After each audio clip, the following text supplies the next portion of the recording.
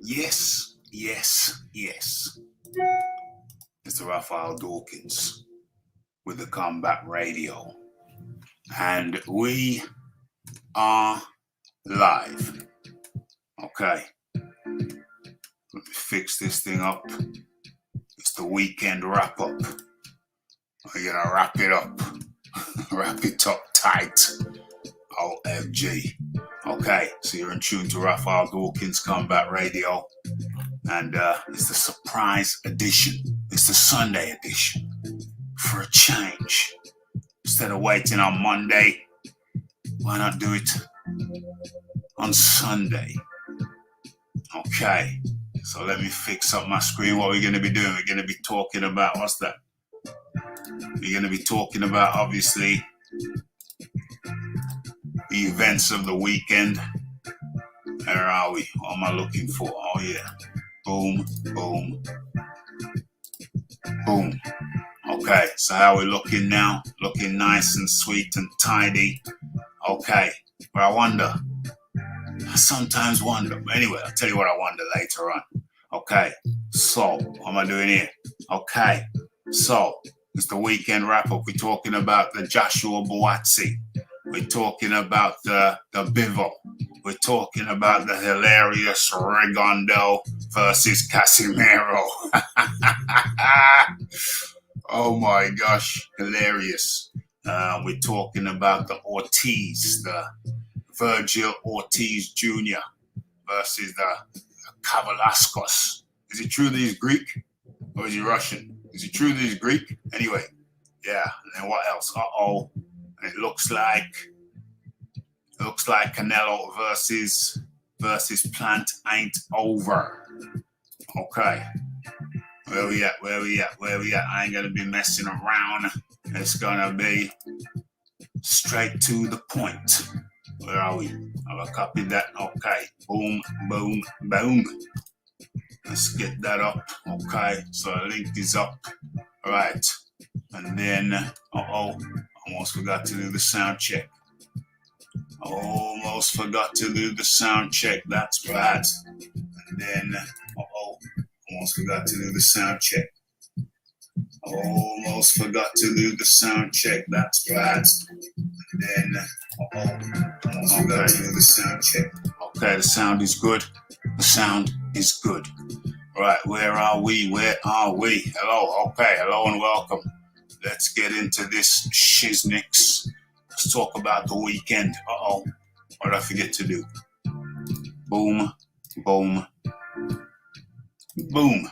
Okay, let's get into it. What are we gonna start with? What's the topic? Okay, let's start with Joshua Buatsi. Sound is good, so I'm okay. I don't need confirmation. I just got it, hopefully. Okay, everything's good. Okay, so let's start with the Joshua Buatsi.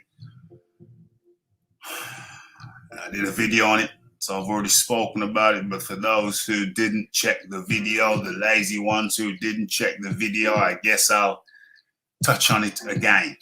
Okay, so Cal L up in the building. Okay, so Eddie Hearn over the weekend after the Buatsi versus, what's that cat's name? Let's have a look. Oh, you tell me. I ain't looking for it. Okay, so over the Latvian. So Joshua Buatsi's victory over the Latvian fella left a lot to be desired. People were asking me, well, I said over the weekend, was it the Friday show? I think it was the Friday show. I said I'm not too hot on the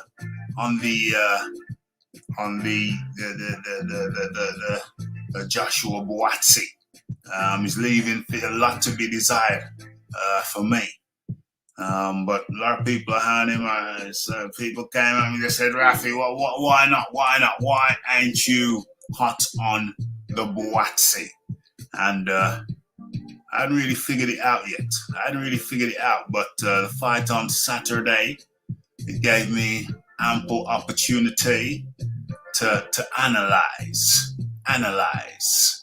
exactly what was wrong, why I wasn't feeling Buatsi. What was wrong? What was wrong there? Well, hey, boom. Well, guess what? I saw it. It was laid out before me. I saw it all. And there are a multitude of things. Okay, for one, his head.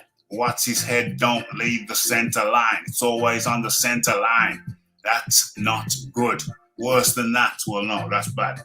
But that's not even the first thing I noticed. The first thing I noticed was that Buatsi, one of the first things they teach you when you go boxing, when you start to learn boxing, is to tilt your head down. So you imagine you got a tennis ball under your chin and you're trying to hold that in place under your chin, resting on your chest. Yeah, that's how you want to have your head tilted down. You want to be looking through your eyebrows. You want to be looking through your eyebrows, so to speak, if you understand what I mean. Tilted head. Buatsi had his head up like he was reading the Sunday Times.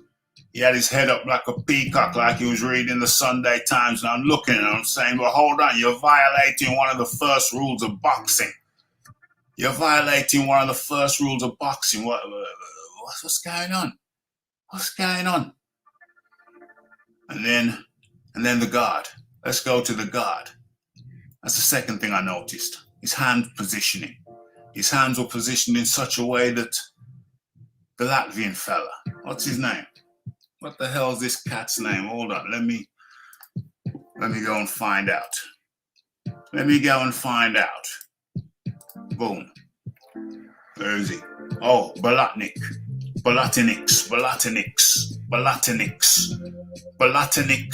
was getting punches.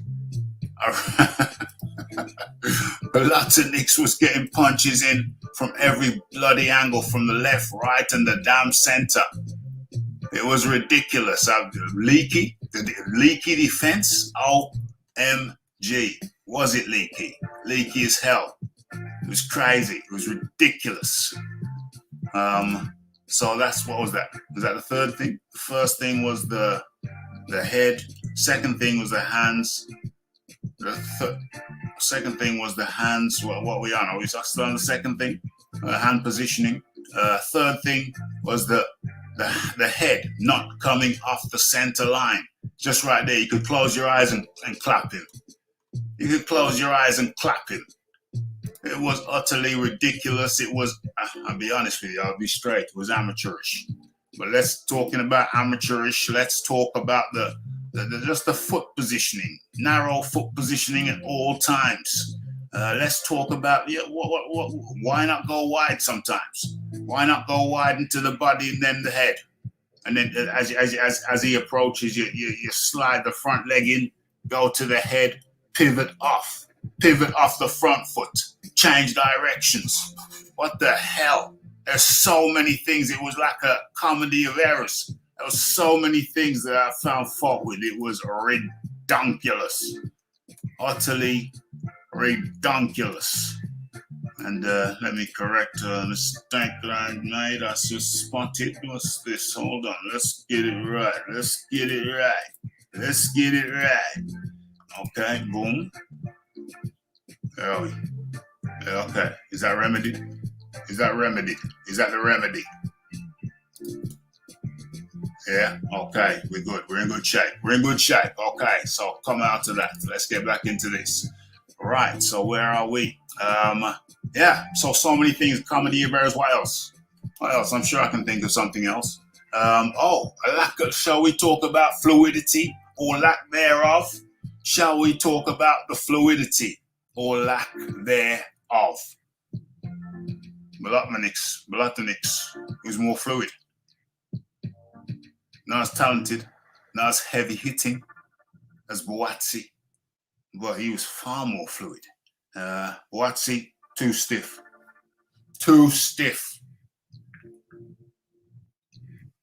What is that? About 4 things? About 5 things? Is that enough? Okay, so that's enough. Right, now, Eddie Hearn, after the fight, Eddie Hearn.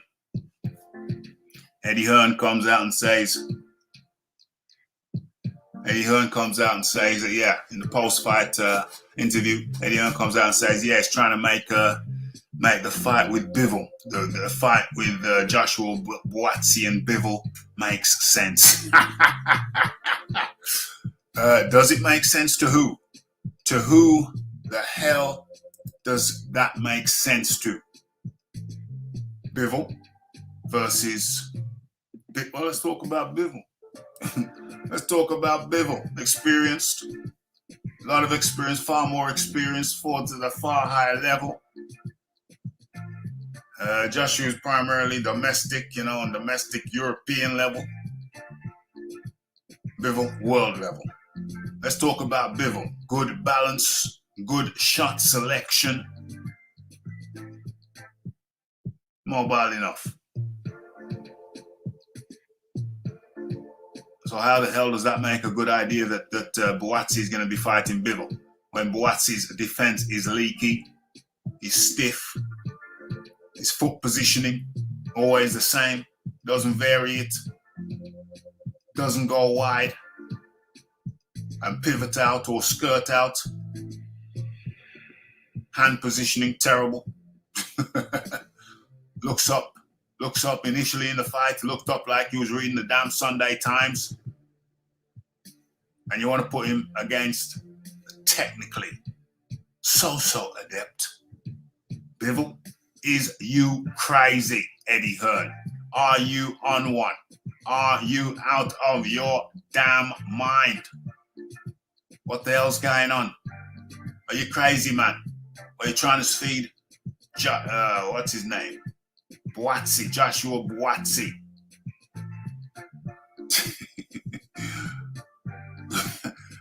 Are you trying to feed Joshua Buatsi to the wolves? He in no way is he ready. Raphael Dawkins, you need a nice steak to eat. What kind of steak? What kind of steak we talking about? I know what kind of steak I like. I know the cut of steak I like. What kind of steak are you recommending? AOBZ up in the building. So what the hell is this notion? Where does this, who benefits? Who does this benefit? Eddie Hearn's idea for Joshua Buatsi with a leaky defense. With a leaky defense. Going up against the technical Bivol. No, my friend, I'm very particular about the cut. Very particular about the cut. Okay, you might be onto something there. You might be onto something. You might have hit the nail on the head. You might be on the bullseye there. You might be on the bullseye there. Big boys boxing up in the building. Of course, totally correct. Buatsi's good offensively, but needs to work on the defense before facing someone like Bivol. Buatsi needs like 2 more Euro-level guys before Bivol. I have concerns about him. People are getting concerns about him now, but they didn't have concerns about him when I was saying that the kid ain't ready. The dude ain't ready. You shouldn't call him a kid. He's a grown-ass man. But how old is he? Is he like 30? He's like 30. I don't know. His defense is leaky. I never really knew what it was that I didn't like about him, but I sat down Saturday, and and he was obvious. I didn't even have to study. It was just obvious. It was blatant. Maybe it's always been blatant, but it's never been that blatant to mine. Never been that blatant to mine. It was blatant last night, though. Hell no. Hell to the no, to the no. What's going on here? What's going on? Well, I mean, he's good offensively, but he's eating shots, mate. He's eating shots. I've seen him eat shots, even on the offense. He's eating shots. So let's go all the way in. Hey, let's go all the way in then. You want to go all the way in?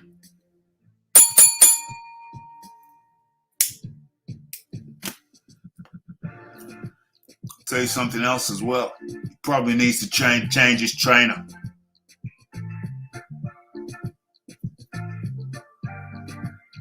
probably needs to change his trainer. If I see a guy come in there and he doesn't even have his head in the right position, he doesn't even got his head tilted, looks like he's reading the Sunday Times, that's totally unacceptable. Totally unacceptable. I'm having my doubts. I'm having my doubts about Vergil Hill.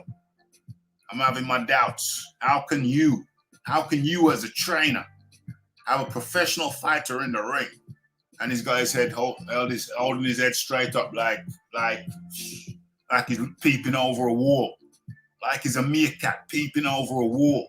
It's ridiculous. Utterly. That was like in the first round. I had to say, hold on a second. I have to blame the trainer for this. As a trainer, there's no way in hell you can be sitting at ringside and looking at your fighter with his head held straight up like a meerkat looking over a wall. That's something that's preposterous to me.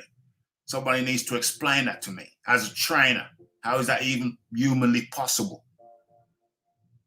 It needs to leave Vergil. I said it. Leave Vergil Hill. Leave him. Leave him. Something wrong there. I reckon he should just go over to Peter Fury. Just go over to Peter Fury. Stay in England. You've had your little Shangri-La. You've had your little escapade in San Francisco, wherever it is that Vergil is. What is he? Hunter? Vergil Hunter? Yeah. So yeah, I got grave doubts about Vergil Hunter. Grave doubts. That's what we're doing. What we're saying. Scotch fillet. Scotch fillet. Yeah, I'm not sure about that. Not sure about the Scotch fillet. I have to try that. Buatsi gets knocked out by Bevel. Yes, he does. Let's not beat around the bush. He gets sparked.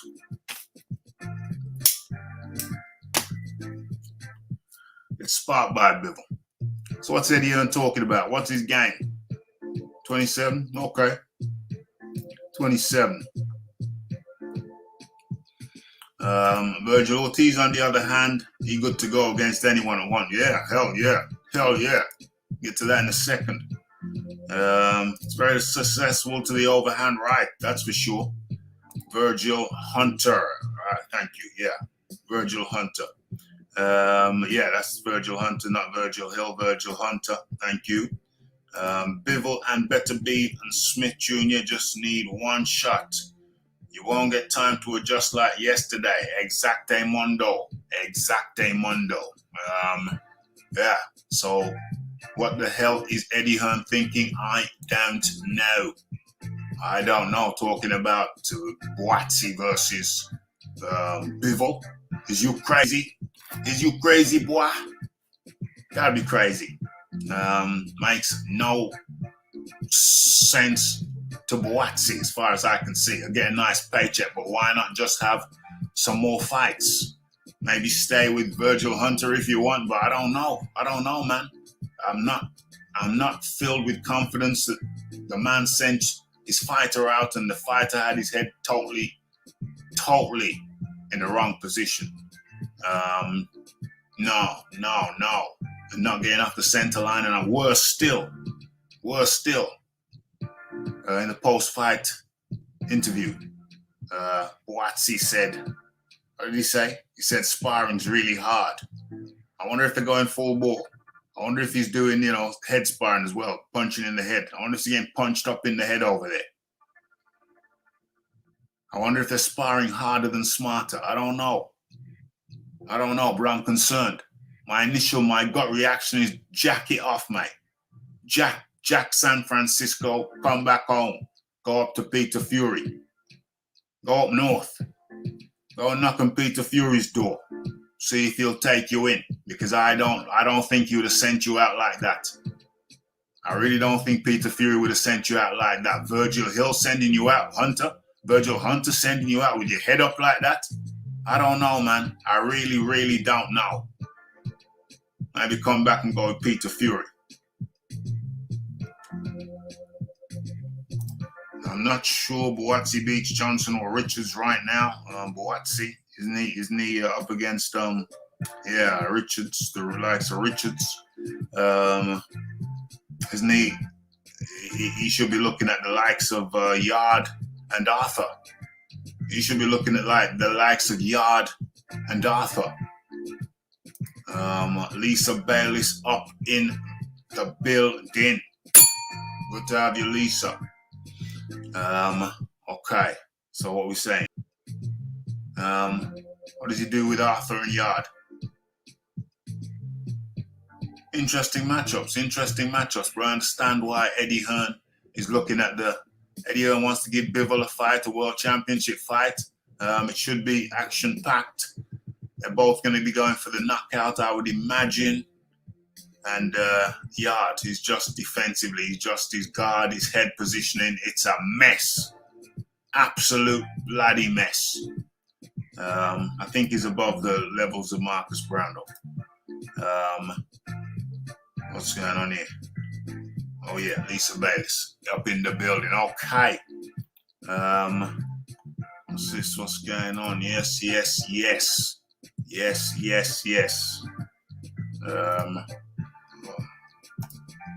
All right, UK 175 is Callum Johnson, Craig,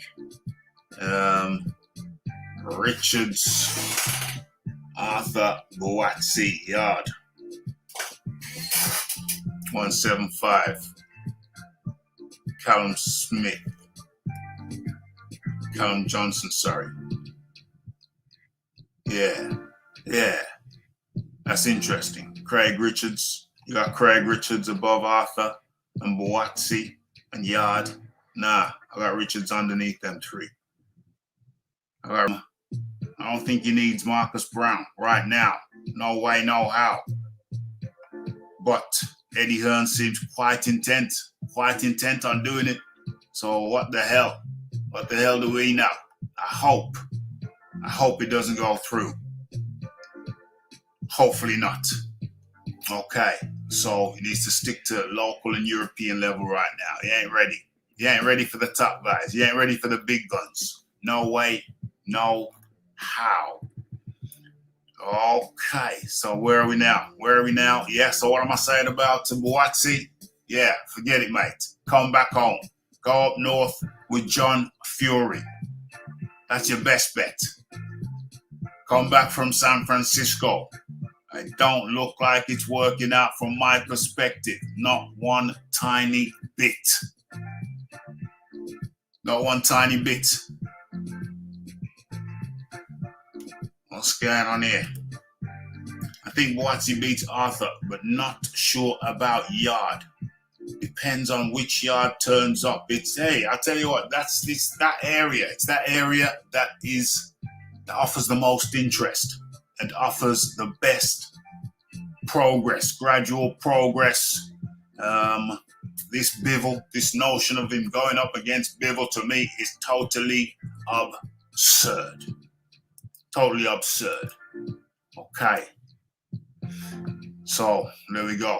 There's my venting. On Buatsi. Just no, not yet. Not good enough yet. Too leaky. Way too leaky. Okay. So what time is that? Okay. Remember that time stamp there. Need to deal with that later. Okay. Where are we going next?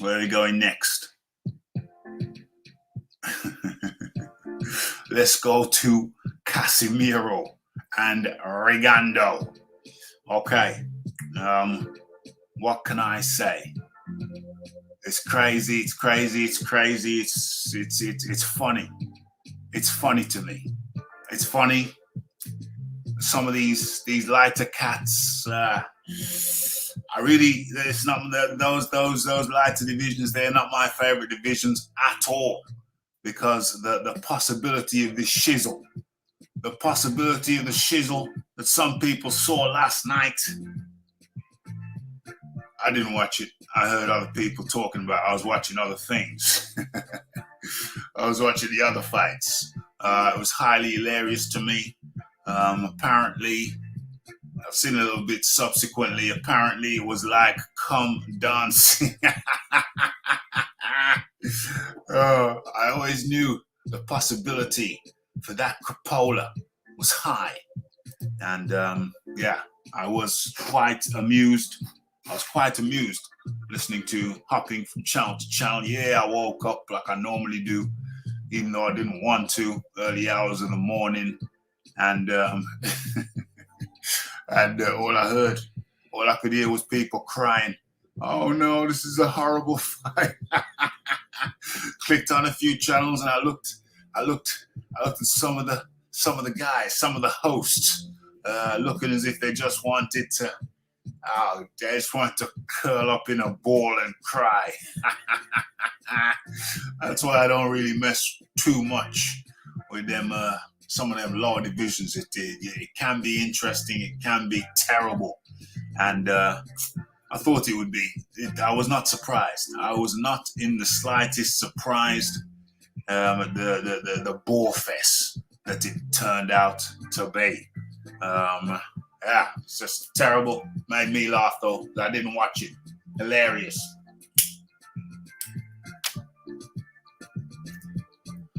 Let's have a look at the comments. Let's have a look. What happened to British, Euro, then world level? Stop jumping these fighters. I always say, you climb a ladder one step at a time. You climb a ladder one step at a time. I always jumping around. I just ain't with it. I ain't down with it.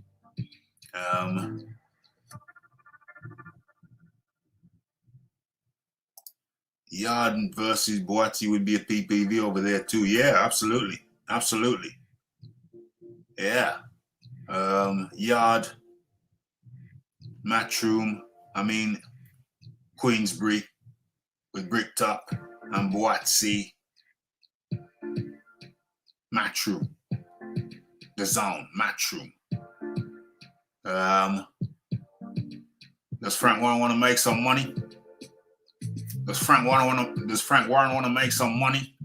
There you go. Boom, boom, boom.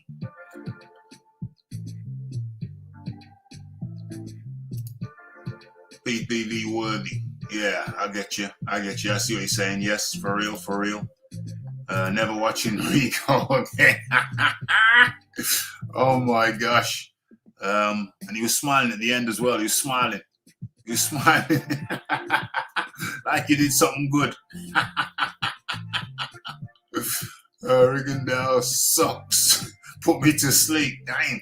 Would have put me to sleep as well, but I skirted that.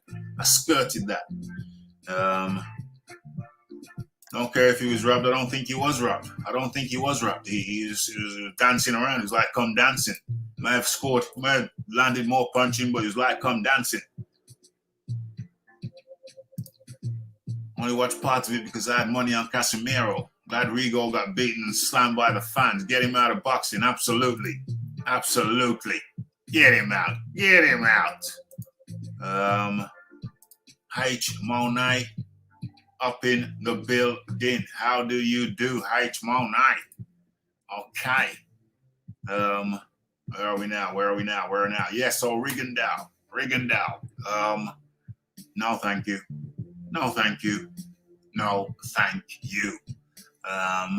That's what I gotta say. What happened to your boy Rigondeaux, H Money? That was abysmal. That was terrible. That was disgraceful. Get him out of boxing. Ridiculous. Okay, so that's Rigondeaux. Steaming through this. What else is there? What else we looking at? Okay. So my fight of the weekend, I didn't watch Maloney.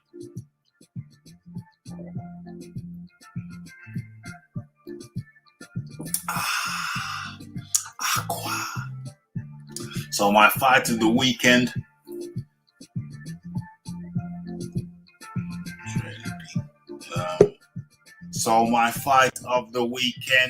Hold on. Might have a visitor. Might have a guest. Rafi, what's up, bro? How you doing? The stranger, the prodigal son has returned. I'm a regular right here, Rafi, man. It's just, sometimes the debates get kind of heated, and I don't want to take away from the show, but you have one of the best platforms. I appreciate you so much, Rafi. Thanks for having me. Hey, those are kind words. Those are kind words. Those are really kind words from the H Money. Much appreciated. Much appreciated. Appreciate you too, Rafi. You taught me about a couple of fighters I never heard of, such as Lloyd Hunnigan. During the quarantine when we were watching fights, man, I appreciate it. Yeah, man, those videos are still there. Funny you should mention that. Those videos are still there. I don't know if I've made a folder for those specifically, but I should. Funny enough, I was just looking at the Nigel Benn. I was looking at the Nigel Benn versus Gerald McClellan fight, just, because we did a show on that. People who don't know, we used to cover shows. We used to cover fights. We used to do fight shows where we actually show the fights, but, it gets a bit tricky with the YouTubes.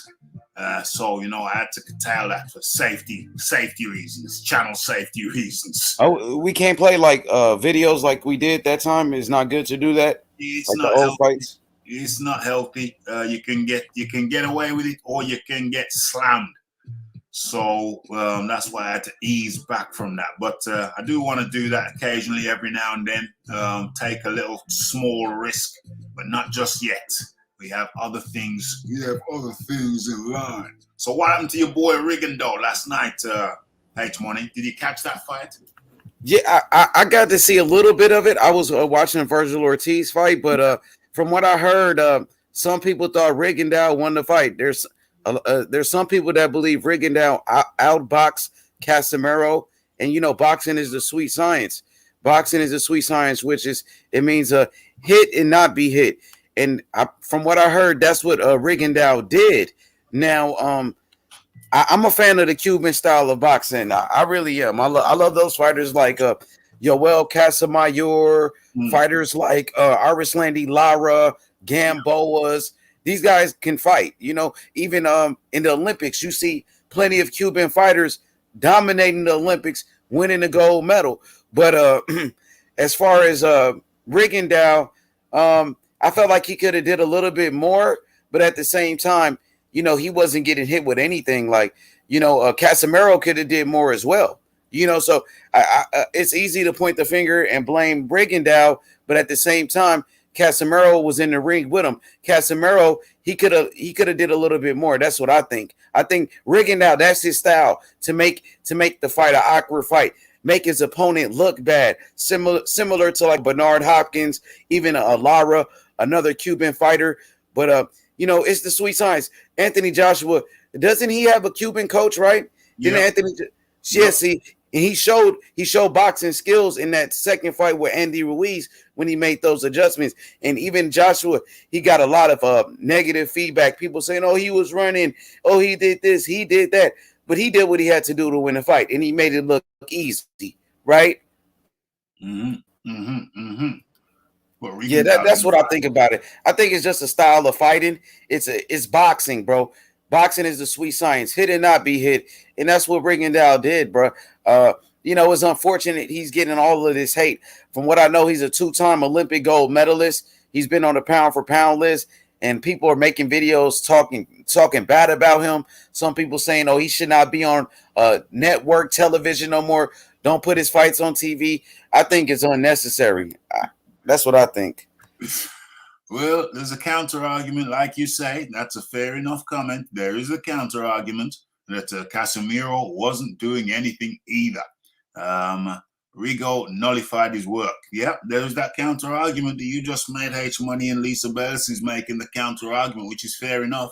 But to flip it again, I would say that Casimero was kind of chasing Rigo around the ring. But then you can say, well, Casimero wasn't cutting him off very effectively. Then the counter argument is that Rigo was going so fast, it was hard to cut him off. AOBZ said, Lisa, he has great footwork, but at times he was literally running backwards and not engaging. You see, you flip it again. That's another flip and then another flip. Casimero did land as well. He missed more, but if Rigo had have thrown 5 punches more per round, he would have won. But Casimiro's bodywork stopped that happening. Casimiro's bodywork and the fact that Rigo was running so much. I mean, damn it, I understand the argument. I love fluid work. And if Rigo was jinking to one side and then stopping, and then boom, boom, landing a couple, left, right, or right, left, and then going the other way, and then boom, boom.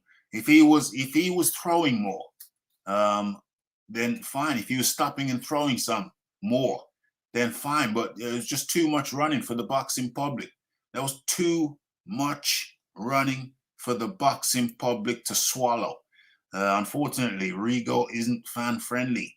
That's his style. It's more of an amateur style. It's yeah. I can hear that. Chasing hard all night long. I agree. Doesn't engage enough. He simply didn't engage enough, even though H Money, according to the stats, Rigo threw more punches, landed more punches according to the stats. It's just not H Money. It's also about pleasing the fans. Boxing is also about pleasing the fans. That's why back in the day, you can find old footage, old photos of not even stadiums, just fields packed with tens of thousands of people, because it was more fan friendly. And today, perhaps less so. Definitely in the fight, definitely in the Rigo fight, this Rigo Casimero, people were crying. You didn't watch the whole thing, neither did I, but people were crying. I touched on a few live shows, H Money, and people were looking depressed in their chairs, having to talk about it. They're saying they never want to watch Rigo again, H Money. Surely the fighter has to take some responsibility for that, H Money. See, these guys are not real boxing fans, bro. Boxing fans are always crying and complaining about something. They are never happy. You hear this? They say the same thing about Devin Haney. Oh, he's boring. They say the same thing about Demetrius Andrade. They say the same thing about Tyson Fury. Even when Joshua, he outboxed Andy Ruiz in the second fight, they said he was boring. He was scared. He was running. Bro, boxing fans are the worst, I think, to be honest with you, bro. They are very toxic, never happy, always making some type of conspiracies. I don't see this in any sport. I don't see it in the UFC. I don't see it in basketball, football, none, only in boxing. So at the end of the day, like you said, Rigondeaux threw more punches. So for those that say, Rigondeaux didn't do anything, he threw more punches than Casimero. He landed more punches than Casimero. So where's that same energy for Casimero? This is Rigondeaux's style. That's his game plan, to hit and not be hit. So according to Rigondeaux, he did what he was supposed to do, hit and not be hit. He accomplished what he wanted. Now it was a Casimero that got nullified, like Lisa Bell said.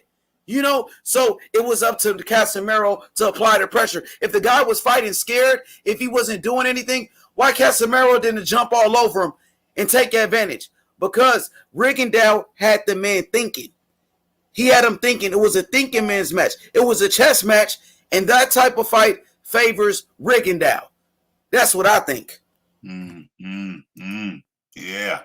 That type of fight favors Rigondeaux. Hold on, something just popped up. Let me get rid of that and let me get back where I'm supposed to be. Yeah, well, you see, the judges and the fans are saying they don't want to see Rigo fight no more. So that means he's gone too far in one direction. You can't go too far in one direction. If you're just a slugger, if you're heavy-handed and you're just a slugger, then that's too far in one direction, because the fans at some point are going to say, listen, he's just a slugger. If you just got the artistic moves, you're in there like it's Swan Lake. Some people are saying it was like Swan Lake. They feel they were at the ballet.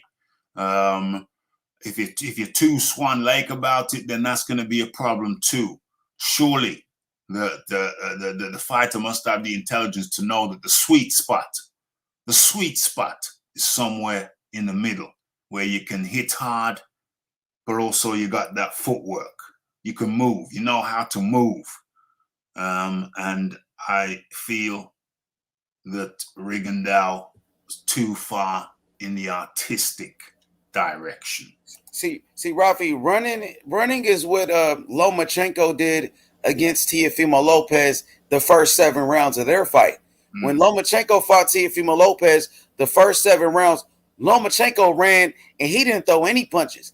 Now, if you go to the copy box numbers, Teofimo Lopez threw more punches than Lomachenko, and he landed more punches than Lomachenko. It just shows you the difference in the two fights. Where Teofimo Lopez was the aggressor, Teofimo Lopez was able to impose his will on Lomachenko, where Casimero never did it. He didn't throw as many punches as Teofimo Lopez, you know. And I think Casimero, he's a good fighter. He got a lot of heart, but you know, Rigondeaux pretty much controlled the fight. That's what I think. They fought at his pace. They fought at his pace. Go ahead. Well, Rigondeaux was moving. He was moving and grooving out there. Yeah. Like it was Saturday Night Fever. But Casimero was the one pressuring. Casimero was chasing after the dude. Casimero needed spikes, you know, track spikes to keep up with Rigo. Was it effective? Was it effective pressure though? Or was he just walking forward and he wasn't doing anything? Or did he apply? He was running after. What more can you do but run after the guy? But was it effective? Was he able to do any damage? Well, I mean, Rigo effectively dodged punishment for the most part. But what he did offensively was not enough to counteract his evasiveness. There's a sweet spot. And Rigo clearly, by the fan reaction, the pundits, Rigo clearly did not come up to that watermark. He didn't reach that watermark. He didn't do it. The sweet science is to make them miss and make them pay, not make them miss and make them miss some more. The sweet science is hit and not be hit. That's the sweet science. Hit and not be hit. And then not hit and make them play. Yeah, well, you can. It's good to make. Look, Rafi, it's good to make them miss and make them pay. But the sweet science, the name of the game, is hit and not.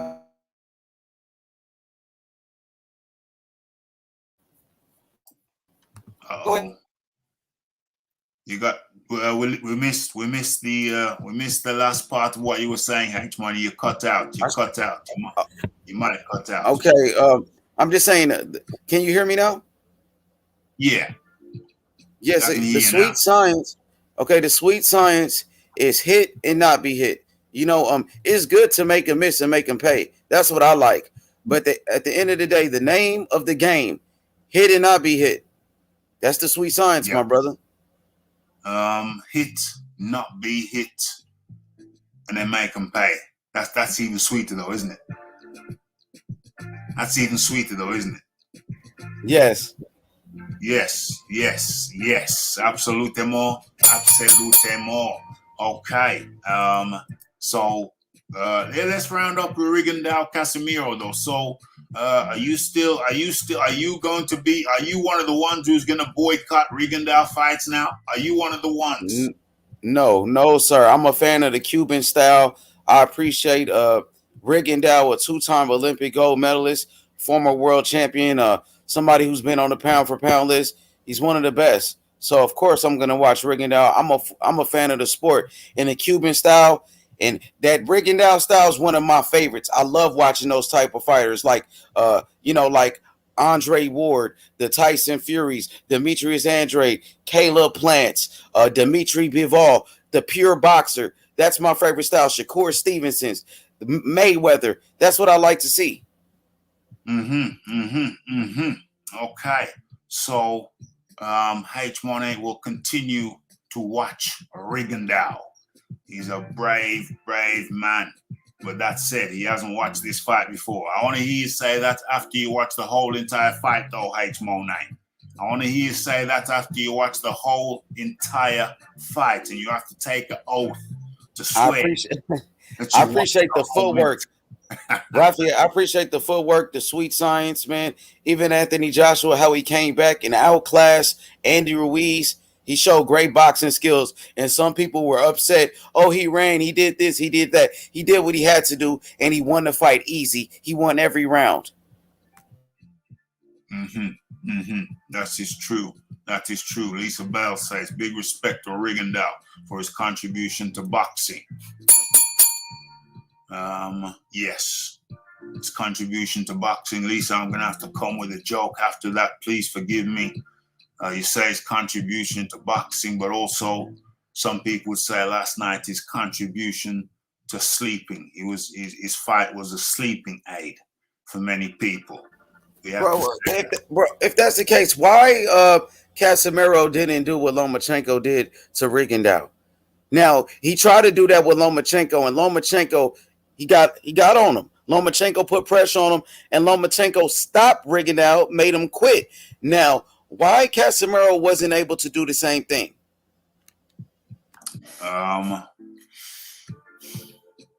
Couldn't trap him. So yeah, couldn't trap him. Couldn't cut off the ring, didn't cut off the ring. Casimero is not without fault. He can't be without fault. He can't be without fault. Even if he had to rugby tackle him down to the ground, even if he had to just grab him and get some digs into the ribs. Yeah, I understand that point of view. AOBZ says, I hope Rigo made some millions and can retire soon. Yes. Thank you. Yes. That's what I'm waiting for. Thank you. He said Casimero was horrible at cutting off the ring. That's his problem. Yeah. He needs to work on it. It's not Rigondeaux's fault. Not Rigondeaux's fault that he couldn't stop the man. Okay. Oh, Casimero couldn't stop him. Okay. So I talked about that, keeping it moving nice and swiftly. Okay, so what else is there? Okay, so Caleb Plant and Canelo and Caleb Plant looks like things are coming around again. Looks like, seems like. Where's the article? I'm scrolling down for it. Seems like they're back in talks, and looks like November they're gonna come together in the ring. So looks like Canelo is gonna be fighting Caleb Plant after all. That's the word on the grapevine. What do you think? What do you feel about that? How you feel about that, H-Mo Knight? How you feel about that? Man, I want to see that fight so bad. Boxing needs a fight like Canelo versus Caleb Plant. So much at stake. You're talking about an undisputed fight. Undefeated champion like Caleb Plant representing America, who has a lot of fans, versus Canelo Alvarez. Canelo, who's ranked, pound for pound, one of the best in the world. Is between Terrence Crawford and Canelo, who's number one pound for pound. I think that fight should happen, man. Nothing should stop this fight from happening. Now, I believe Canelo was offered $40 million from the PBC, his biggest payday, to fight Caleb Plant for undisputed. He should make that fight happen, bro. I don't want to hear no excuses, man. Canelo, he fights on DAZN, but we know that Canelo is a network free agent. He controls his own destiny. He can fight on any network he wants to. But PBC, they want that fight. They offered Canelo $40 million guaranteed. That's more than any guarantee Floyd Mayweather ever had. That's the biggest guarantee from the PBC in boxing history. So he should take that fight for undisputed, bro. You already fought on DAZN. You already beat Callum Smith, Billy Joe Saunders, Daniel Jacobs on DAZN. You don't want to fight Demetrius Andrade on DAZN. You don't want to give Triple G a third fight on DAZN. You have nothing left on DAZN. So why not go fight on the PBC for your biggest payday against Caleb Plant? Also, you got to fight with David Benavidez available over there. You can fight Charlo on the PBC. So many fights. You did what you had to do on DAZN. Now it's time to move on and go fight Caleb Plant for your biggest payday. The reason why I say PBC, because PBC, they offered Canelo his biggest payday. They came with the best offer. So we got to make that fight happen. That's what I think. Got to make the fight happen. Hold on. Yeah, okay. I'm good. I was in the wrong window. Yeah, got to make the fight happen. Hey, listen, we want to see Kelly Plant. Hey, I'd have preferred Bivol. Kelly Plant. Do you think Kelly Plant's gonna offer any kind of stiff opposition to Canelo? Yes, I believe so. Caleb Plant got a lot of skills, Rafi. I think that he's an underrated fighter. He's taller than Canelo Alvarez. He has a very good jab, great movement, a great boxing IQ. Even Bivol could give Canelo problems for those same reasons. Because Bivol has a great jab, he has great movement. Both of those fights could be a tough fight for Canelo. I think the Caleb Plant is a bigger fight though, because we know Caleb Plant, he's American. Caleb Plant is a champion in America. So is a Bivol, but Caleb Plant, he's bigger in America than Bivol. And then on top of that, Caleb Plant, for what it's worth, he's the only white American champion that we have from America. Back in a sec. Carry on. Yeah, Caleb Plant is the only Caucasian American champion that we have. Now, when you look at the history of boxing, when you talk about champions from America, that were white, like Tommy Morrison, he was a big time attraction. Fighters like Jerry Cooney, who fought Larry Holmes, these guys, they have a fan base. No matter what you say, Caleb Plant, he's a rare commodity in the sport of boxing. There's not too many white champions from America, and he can fight. Most importantly, he can fight. I think Caleb Plant, he's a live dog. Caleb Plant, he got a lot of heart, and Caleb Plant wants to win the fight. Caleb Plant, he has the will. He has the will. He has the heart. He has the skills as well. I think Caleb Plant can give Canelo a lot of problems. I think that's the fight that people in America would like to see. And on top of that, you're talking about a Fox pay-per-view where the promotion will be amazing. We see the promotion from Fox. Mm-hmm. I think it's a great fight. I would rather see Caleb Plant, because I think that fight is bigger in America. And then on top of that, Rafi, is for undisputed. So I would rather watch an undisputed fight any day of the week. Yeah, I hear. Junior, he just won the belt though, Lisa Bells. He just became a champion recently, like a month ago. So yeah, Joe Smith Jr. is a champion too. Shout out to Joe Smith Jr. He's on the rise too. He's coming up. He's on the rise.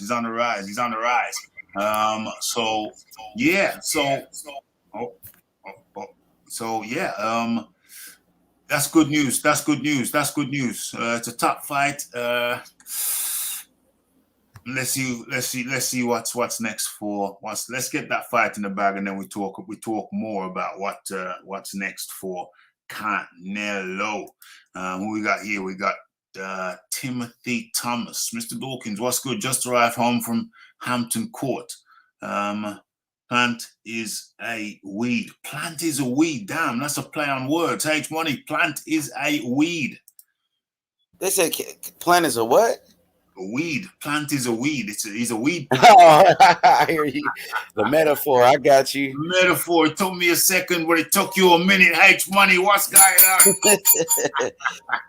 It went over my head, Rafi. But Caleb Plant got some skills, Rafi. I think he's underrated, to be honest with you.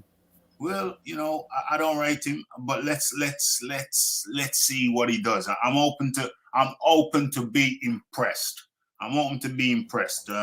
Devin Haney versus Tank. Devin Haney versus Tank asks the Gad. How you feel about that? Who wins that? Devin Haney versus Tank. What are you saying? I like that fight right there. I will have to go with Devin Haney once again. Like I said, I'm a fan of the slick boxer. I'm a fan of the sweet science. And when you talk about boxing skills, Devin Haney has a lot. He got a great jab, great movement. He's taller than Tank Davis. Tank does have power. You know, we seen Tank was getting outboxed by Mario Barrios. I think Devin Haney is levels above Mario Barrios, but Tank does have that equalizer, Rafi. He does have one punch knockout power. And when Tank wants to mix it up, when Tank really wants to go fight, you know, he is dangerous. He's dangerous. So I got to go with Devin. I think Devin could outbox him. Devin's bigger, isn't he? He's in a heavier. He's heavier. He's taller. He's bigger. If they were both the same size, I'd go with Tank. But Devin's bigger. So, you know, that's the X factor right there. That kind of, you know, edges it on the scales. Is Rolly Romero ducking Haney this week? Well, that's what it sounds like, man.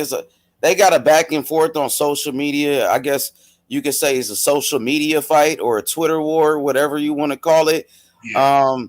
Yeah, man. I don't know what to think at this point, but I heard Rolly doesn't want the fight, but you know, until there's a official offer, I don't know what's going on. But as far as the Twitter wars, social media fights, I'm staying out of it, bro. Staying out of it. Looks like Canelo gonna have a 4-fight deal with PBC. Really? 4-fight deal? I heard some talk about a 2-fight deal. I never heard nothing about no 4-fight deal. I heard a 2-fight. I heard the potential for a 2-fight. 2 fights from Canelo and 2 fights from Pacquiao potentially. Because if he beats Ugas, then the arrangement is he's fighting Spence after that, isn't it? Yes. See, if DAZN lose Canelo to PBC, that will be devastating. That will hurt DAZN. That will hurt their subscribers, and it will only help PBC. That's taking your rival, your competition's biggest star, Canelo Alvarez, and bringing them to the PBC. That will make the DAZN look bad. The DAZN will lose money from losing Canelo Alvarez. The DAZN can't afford to lose Canelo or Anthony Joshua, bro. You know what I mean? That's why they want to keep Canelo on the zone. But Eddie Hearn is on record saying, oh, Devin Haney could fight on PBC. Anthony Joshua could fight Wilder on PBC as long as they pay him the same money. He said the same thing about all of his fighters, Demetrius Andrade. But now when Canelo is offered his biggest payday, they don't want him to leave the zone. You know, so, but I think Canelo at this point, he might do what's best for his career. And, you know, getting paid $40 million, your biggest payday, more than what Mayweather got as a guarantee, I think it's a no-brainer. You take the money. Take the money. Think the Canelo's gonna take the money, but you know, the counter argument is Canelo won't sign up to anyone. He's his own boss, and he wants to keep it that way. Hey, he's a soul trader. You know what I mean? Soul trader, soul survivor. Rafi, I got a counter to that. Now they said Canelo won't sign to anyone, but when Deontay Wilder got offered a 3-fight deal, we wanted Deontay Wilder to sign with DAZN. I wanted him to sign with DAZN, and I was upset that he didn't. You know, and his followers, his supporters said the same thing. Deontay Wilder's his own boss. He doesn't want to sign to anyone. So now we're going to start using the same thing that Wilder said. Come on, man. What do you think about that, Rafi? Using the same thing that Wilder said. Wilder's his own boss. Well, all the people. Wilder turned down a 3-fight deal with DAZN. All the PBC guys say that. They say that I'm my own boss, you know. I was just an advisor. But when it come down to it, they're still under Al Heyman's skirt tail. Well, what I'm saying is, Rafi, when Deontay Wilder was offered a 3-fight deal, his biggest payday to fight undisputed on the zone against Anthony Joshua, he turned it down, and we all called him a duck. Now, Canelo's getting offered his biggest payday, a shot at undisputed, just like Wilder did, and he's turning it down. It's the same thing, I think. Well, I see the comparison. But Canelo is in a different income bracket than excuses, Wilder. Bro. That's excuse, bro. No, he's in a different income bracket. He's in a different tax bracket. to Deontay Well, Wilder. it's still his biggest payday, just like it was Wilder's payday. We can't say, oh, because Canelo is bigger, Canelo can turn down his biggest payday because it's Canelo. It was wrong for Wilder to do it, but it's okay for Canelo to do it. I think that is wrong. And that's what I think. Wilder was surviving. Wilder was surviving on some low paydays. He was surviving on low paydays. It was good to him. That was his ceiling. He felt fine. He was in that environment. He felt fine. He felt it was good.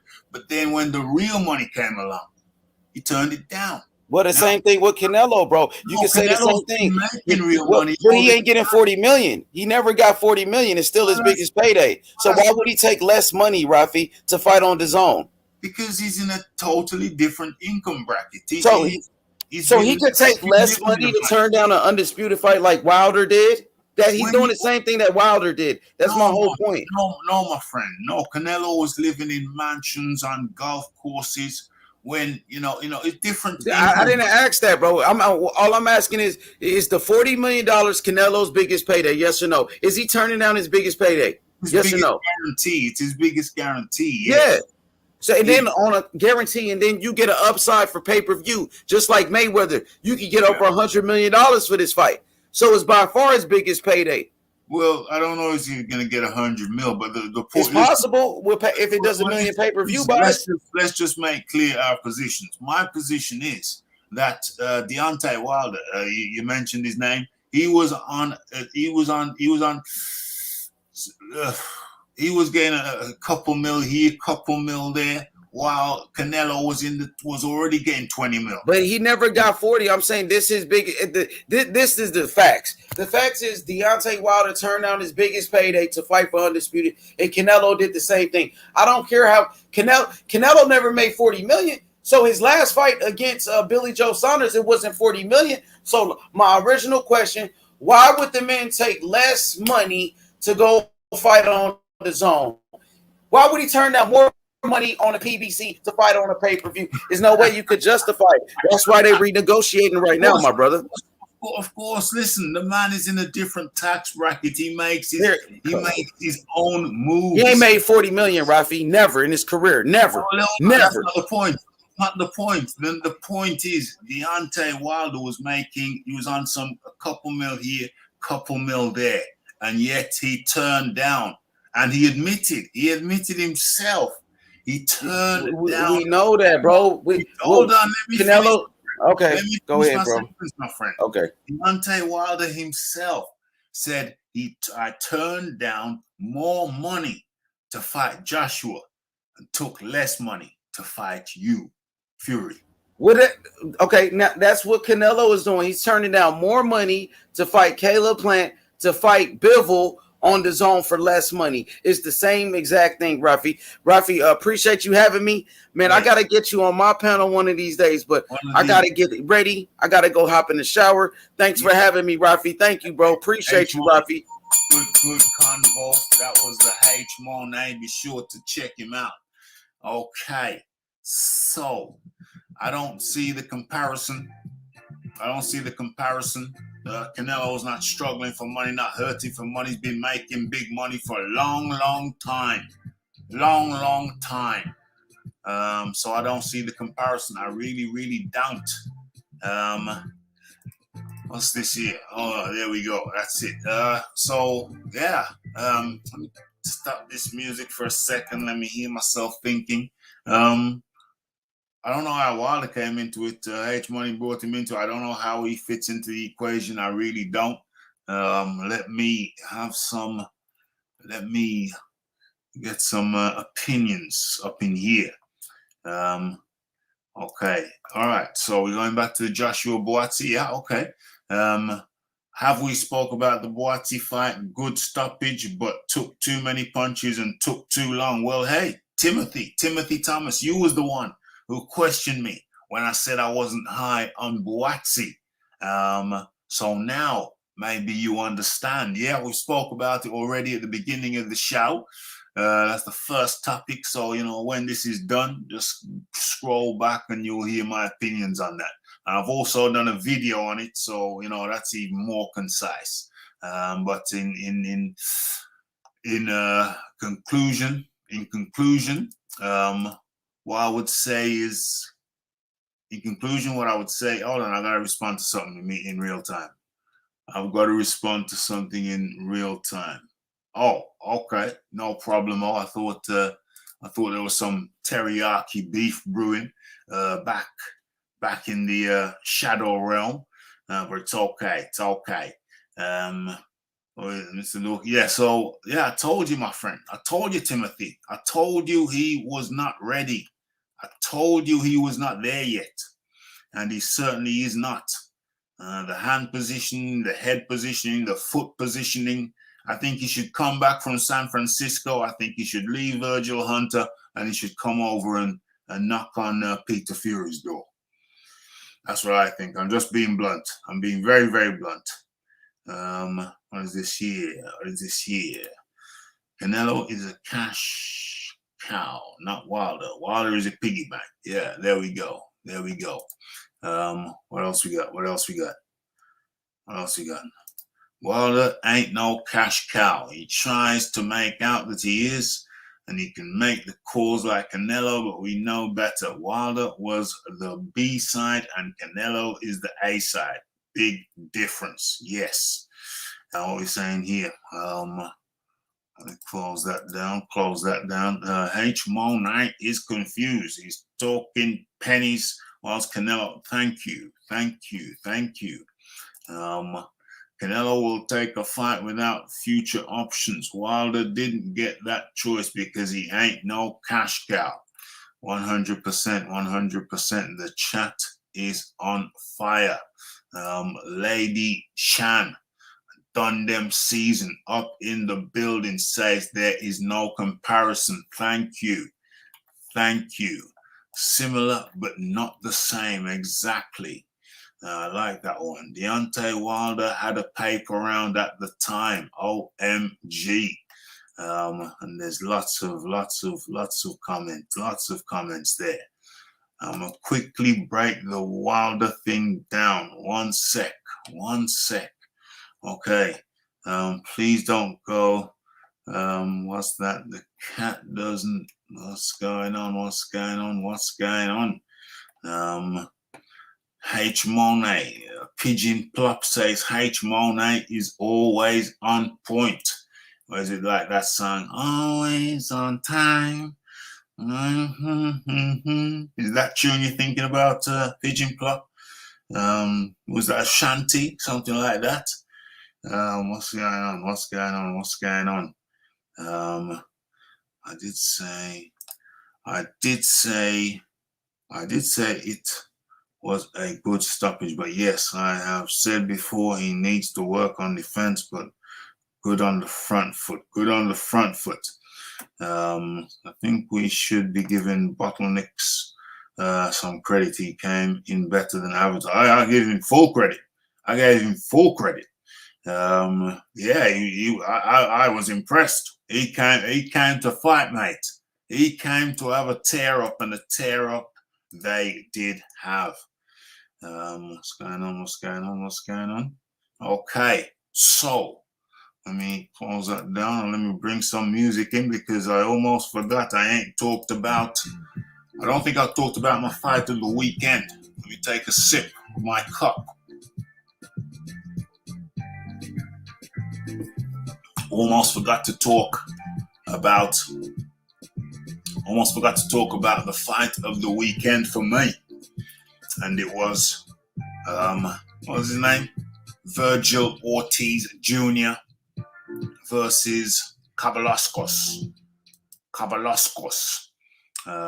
What's going on here? Lady Chan said, she writes it down. So, Wilder Doctor whole time payday. Yeah. His biggest payday, making the most, 900K. Canelo's base is 35 mil. PBC offered 40 mil. So it means he goes back to 35 mil to fight Bivol or Plant. 5 mil less isn't the same as Deontay Wilder's situation. That's very well broken down. Well broken down.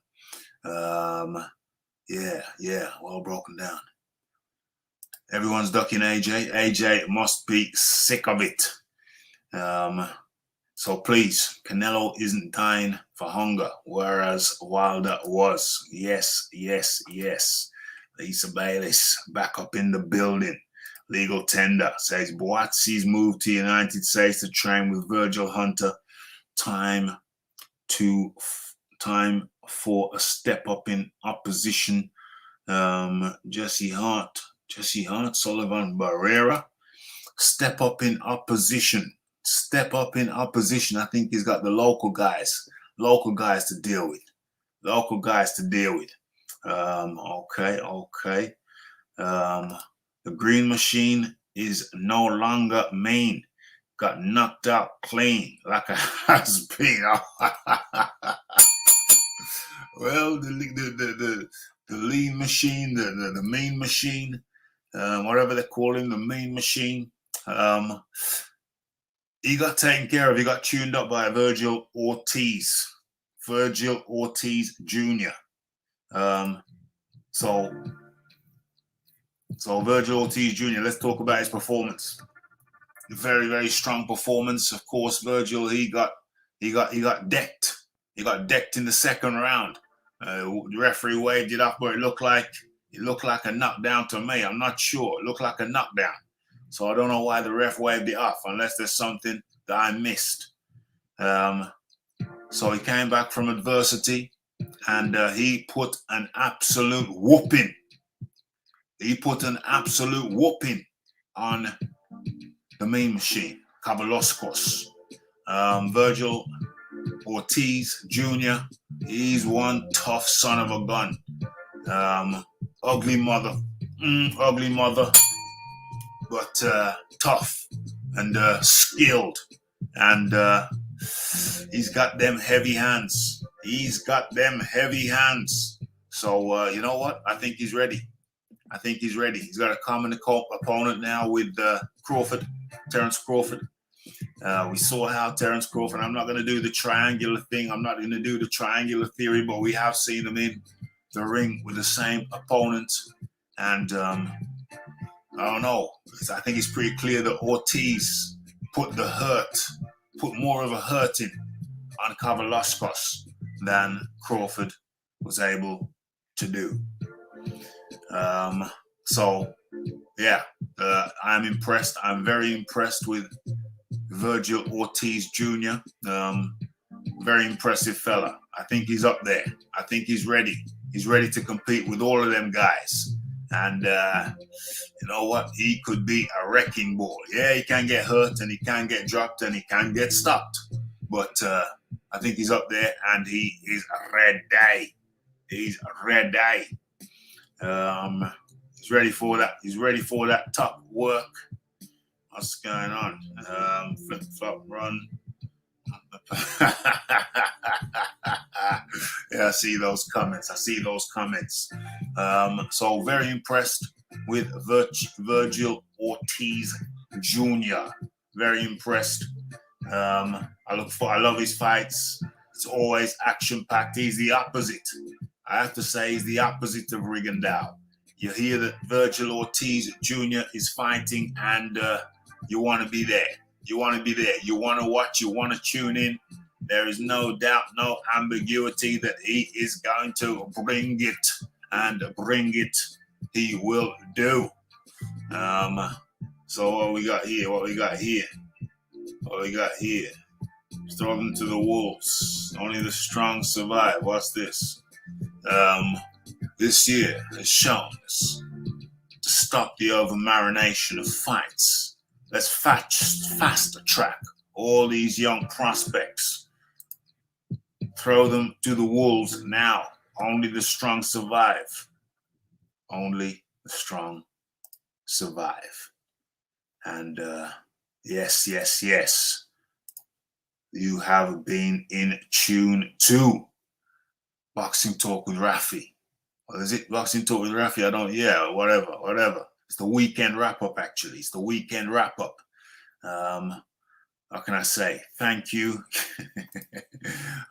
Feel free to restart the show. Well, now you just come in perfect time. You've come in perfect time. You're coming right at the end. So that means that you can start it right at the beginning. You've come in for the perfect loop.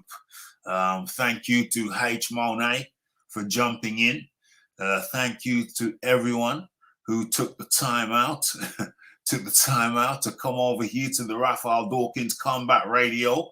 Please be sure to hit the like button. Be sure to hit the share button. Share it on all forms of social media. And if you're not subscribed, please be sure to do that also. It's been the Raphael Dawkins, the Combat Radio, the weekend wrap-up. Is there anything that I forgot to talk about? I think I've covered it all. Buatsi should stay away from Bivol. Vergil Ortiz is ready for everybody. Looks like Canelo and Caleb Plant are going to get it on. And Rigondeaux and Casimero. Very, very controversial. People are saying they're going to boycott Rigondeaux. It's the like, it's the subscribe, it's the comments, it's the shares. Leave your comments down below. Thanks for coming. And all I can say now is blessed.